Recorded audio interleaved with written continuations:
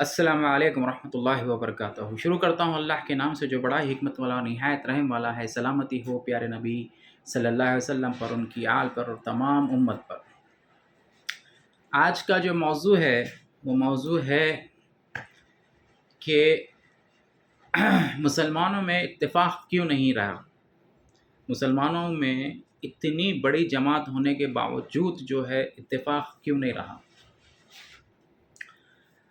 ابھی جیسے مثلاً میں آپ کو ایک مثال دوں کہ اگر ہم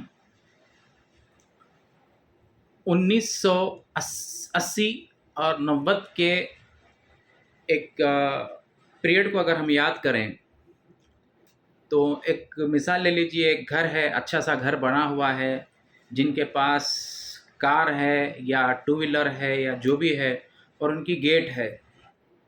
اور 1980 کا یہ سین ہے جہاں پہ ایک آدمی آ رہا ہے اور ان کے گھر کے پڑوسی کے بچے جو ہے بیٹھے ہوئے دیکھ رہے ہیں کہ بھائی ہمارے انکل، پڑوسی، چچا جو بھی آپ بولتے ہیں، انہوں جو ہے آ رہے، بیچارے جو ہے گاڑی روک کے اب گیٹ کھولنا پڑتا۔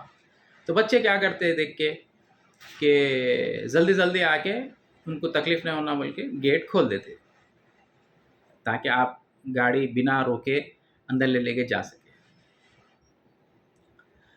بیک ٹو 2006، ہمارا حال کیا ہو گیا ابھی معلوم آپ کو۔ وہ تو پڑوسی کے بچے تھے۔ اگر ہر کوئی نہیں ہے ایسا، لیکن 70% جو ہے حالات ایسے ہی ہو گئے، 70% جو گھر کے حالات ہیں لگ بھگ ایسے ہی ہو گئے۔ تو چلیے اب مثال لے لیں 2026 کی۔ والد صاحب آ رہے گاڑی لے کے، گیٹ کھولنا ہے، گیٹ کھول کے اندر جانا ہے۔ تو اب پڑوسی نہیں ہے، سگی ان کی اولاد بیٹھی ہوئی ہے اور دیکھ رہے گاڑی آ رہی، دیکھ کے آتے، اور بچوں کا نظریہ یہ ہے کہ ارے بھائی اتر کے کھول لیتے ہیں، کیا کرنا ہے اپنے کو، اپنا ریلاں دیکھتے بیٹھو مست مزے میں، ریلاں دیکھو یا دوستوں سے ہنسی مذاق کر رہے، اب ہنسی مذاق کرو۔ تو جو ہے باپ کار میں سے اترنا، یا بائک ہے تو بائک پہ سے اترنا، اتر کے گیٹ کھولنا، کھول کے اندر چلے جانا۔ تو اب اس میں غلطی کس کی ہے؟ والدین کی غلطی ہے یا اولاد کی غلطی ہے؟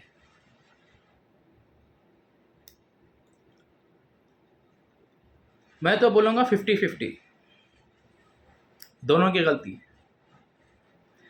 اگر آپ قرآن جو ہے معنوں کے ساتھ پڑھیں گے، آہستہ آہستہ آہستہ، ایک بار ختم ہوئی، 2 بار ختم ہوئی، 3 بار ختم ہوئی، تو چیزیں سمجھ میں آئیں گی کہ بھائی کیا ہے کیا نہیں۔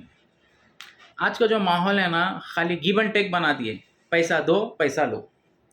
اور اس ماحول میں انسان جو ہے نا مکاری سیکھ رہا ہے، بہت مکاری۔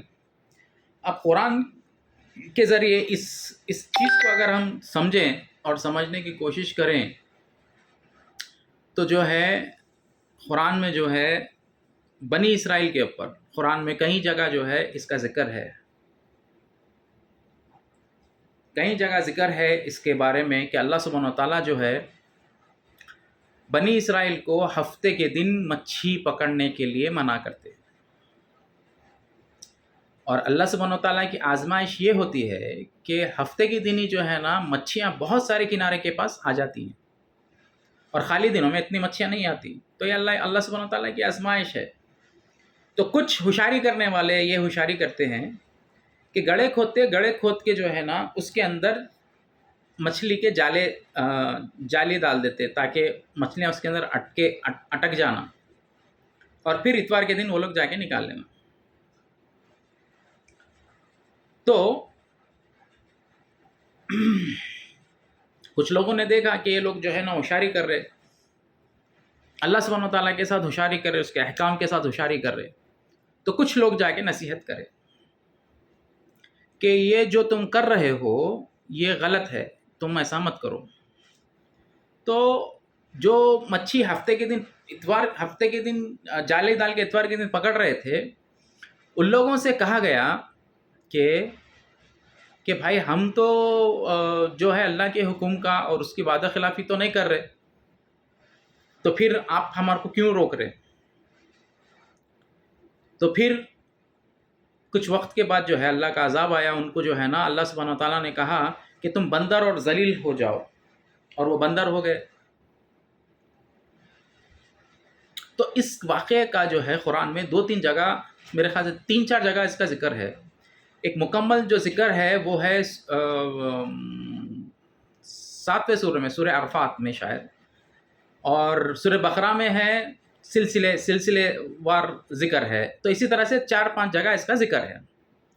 تو اس واقعے سے ہم کو سیکھنے میں کیا ملتا ہے کہ ہم لوگ جو ہے نا نصیحت کرنا بھی چھوڑ دیے۔ اس واقعے میں کیا ہوا، جو لوگ نصیحت کرے اللہ سبحانہ و تعالیٰ اس کے پر عذاب نہیں لائے، اور جو لوگ ہردمی کرے اللہ سبحانہ و تعالیٰ ان کے پر عذاب لے کے آئے۔ تو آج کا ماحول کیا ہو گیا، 50-50 دونوں کے اوپر میں کیوں بول رہا ہوں بولے تو آج کل ایسا ماحول ہو گیا کہ لوگ نصیحت نہیں کر رہے۔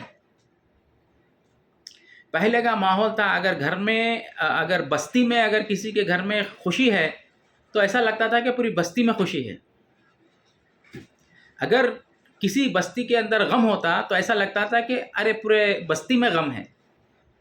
اگر کسی کے گھر میں پریشانی ہے تو لگا رہے بھائی انہوں پریشان ہے، کیا ہے، کیسا حل نکالیں گے۔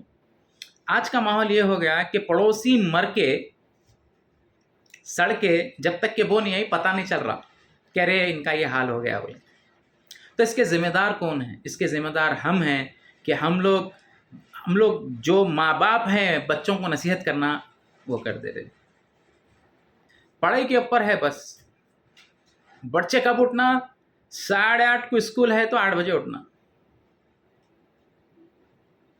ہم اللہ کے فرما بردار رہ رہیش نہیں، تو اللہ سبحانہ و تعالیٰ جو ہے اگر ہوشیاریاں کر رہے تو اللہ سبحانہ و تعالیٰ ہمارے کے اوپر عذاب لے کے آتا۔